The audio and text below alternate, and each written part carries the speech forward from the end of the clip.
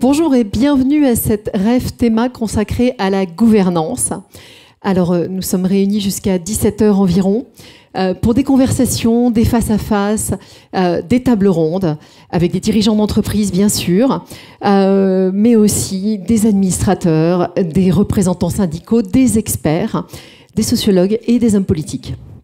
Alors, nous verrons ce qu'est la gouvernance, à quoi ça sert, qu'est-ce qui fait la différence entre une bonne gouvernance, une mauvaise gouvernance, quelles sont les règles à privilégier, quels sont les incontournables, et puis les pièges à éviter. Alors pour lancer cet après-midi et poser le débat, je suis très heureuse d'accueillir Didier Barbet et Patrick Bertrand. Venez vous asseoir à côté de moi.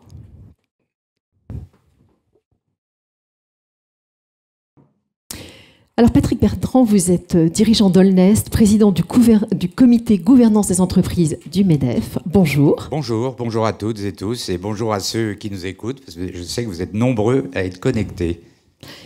Didier Barbet, vous êtes membre du comité gouvernance des entreprises du MEDEF également, ancien dirigeant d'IBM. Absolument. Ravi d'être là. Alors, tous les deux, c'est un peu grâce à vous que cette Rêve Théma Gouvernance est là cet après-midi. Alors, pour un peu se replonger dans l'historique, voilà, pourquoi est-ce un sujet important, en particulier en ce moment, que la gouvernance? Patrick. C'est un sujet important. Pourquoi? Parce que d'ailleurs tout le monde le reconnaît. Il y a une magnifique enquête de BPI sur ce sujet. 88% des dirigeants d'entreprise, notamment PME et ETI, reconnaissent que la gouvernance, c'est un formidable levier et moteur de performance.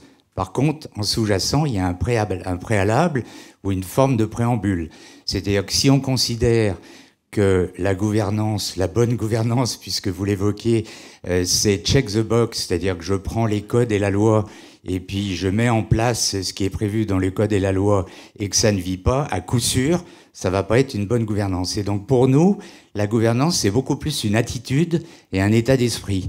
Je vais donner quelques exemples. La capacité à rompre la solitude du dirigeant ou de la dirigeante, c'est la capacité à s'entourer. Un deuxième point, la capacité à dialoguer, à partager. Et oserais-je dire, la capacité à accepter d'être contredit, qui n'est pas un sujet très simple. Donc il y a un ensemble de raisons et d'environnements qui font que on peut arriver à construire une gouvernance, mais on voit bien qu'il faut partir de soi-même, faire vivre cette gouvernance et non pas partir des règles. Alors les règles, elles nous aident après à trouver le bon tiroir pour trouver la bonne organisation. Et puis le deuxième point que j'évoquerai, puisque vous évoquiez dans votre introduction la bonne et la mauvaise gouvernance, c'est une question qu'on me pose souvent. C'est bon, alors président du comité de gouvernance, c'est quoi une bonne gouvernance? Clairement, il n'y a pas de réponse. Et ma réponse, c'est la bonne gouvernance, c'est la vôtre, c'est celle que vous avez choisie. C'est-à-dire, c'est celle qui correspond à l'histoire de votre entreprise, au secteur d'activité, au stade de développement de votre entreprise, à votre stratégie.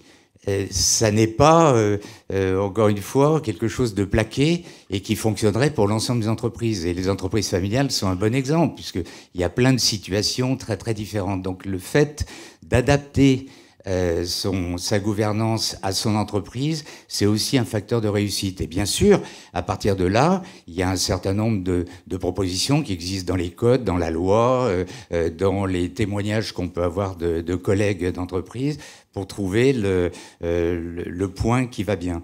Et juste pour terminer, c'est une gouvernance que vous devez faire vivre avec les principes d'attitude humaine qu'on évoquait, mais c'est aussi une gouvernance que vous devez faire évoluer. Un exemple, une PME nationale qui décide de se développer à l'international, c'est pas la même chose. Une start-up qui passe en phase de scaling, c'est-à-dire de très très fort développement, de très forte croissance, eh bien, il faudra probablement ajuster cette façon de fonctionner et ce mode de gouvernance. Didier, un complément peut-être sur cette volonté de mettre en avant la gouvernance en ce moment? Oui, ce que je veux partager, c'est que l'expérience que j'ai dans mon entreprise, comme auprès de mes clients, c'est que j'ai constaté que souvent, à l'origine d'un succès, comme à la racine d'un échec, il y a toujours un petit sujet de gouvernance qui se cache derrière cela.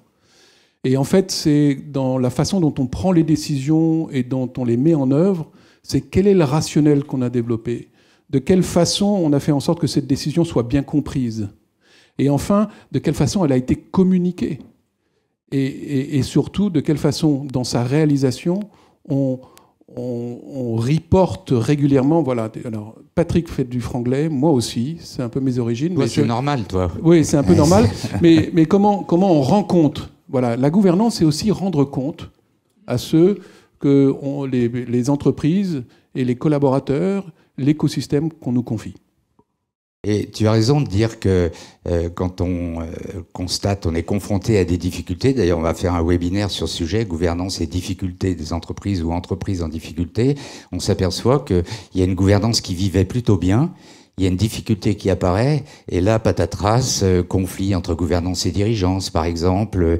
Et donc, on voit bien que c'est quelque chose de mouvant, que bien sûr, il faut déterminer, on aura l'occasion d'en parler tout au long de l'après-midi, des cadres, mais que c'est quelque chose de mouvant, c'est quelque chose que vous devez faire vivre. Didier, qu'est-ce que vous entendez exactement par gouvernance? Quelle est votre définition? Alors, on reviendra sur cette définition dans l'après-midi, mais je pense que c'est le bon moment pour en poser une première définition. La façon dont je vois la gouvernance et ce qu'elle signifie pour moi, c'est trois choses. La première, c'est bien sûr la gouvernance en tant que telle. C'est comment j'associe les parties prenantes de mon écosystème d'affaires. Et Dieu sait si ces parties prenantes s'élargissent. Elles sont de plus en plus importantes. Et elles sont de plus en plus complexes. Donc déjà, c'est comment j'appréhende cet écosystème, comment je me l'approprie, et de quelle façon je le gère. Ça, c'est la première dimension. La deuxième dimension, me semble-t-il, c'est celle qui relève du leadership. C'est comment j'exerce mon autorité, le pouvoir qui m'est confié. Et c'est un défi majeur de notre temps. Enfin, je veux dire, il suffit juste d'ouvrir les yeux et d'écouter les chaînes d'infos, lire les journaux. On a un vrai problème d'exercice de l'autorité. Et je pense que c'est au cœur de notre après-midi. Et puis ça, la troisième dimension, qui est, à moi, la preuve de ce qu'on met en place une gouvernance intelligente, c'est le management. C'est comment j'associe mes collaborateurs et leurs managers au modèle d'entreprise que je veux développer. Et là encore, je ne construis pas seul. Les sujets sont tellement complexes, les expertises sont tellement multiples que j'ai besoin de revoir mon modèle d'entreprise pour pouvoir aboutir à la performance. Et enfin, je pense que ce qui est absolument critique pour moi, c'est l'alignement et la cohérence au travers de ces trois dimensions. Gouvernance, leadership, management. Je suis parano à ce sujet-là. Si je n'arrive pas à démontrer que la façon dont je gouverne mon entreprise se transforme de la façon dont je réalise le business, ben j'ai un problème. Patrick, un complément. Didier a employé le mot pouvoir, et qui est un mot qui va transcender tous nos débats.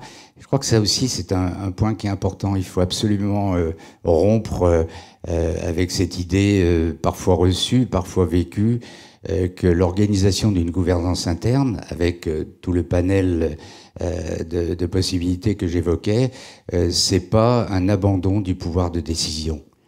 Et c'est un point qui est vraiment essentiel, parce que dès qu'on commence à parler partage, organisation, obligation de consultation, transparence vis-à-vis de ses parties prenantes et actionnaires, le roi seul, qui pouvait exister, ou la reine seule, bien se rend bien compte à un moment donné qu'il va falloir qu'il partage le pouvoir, mais il perd pas son pouvoir de décision.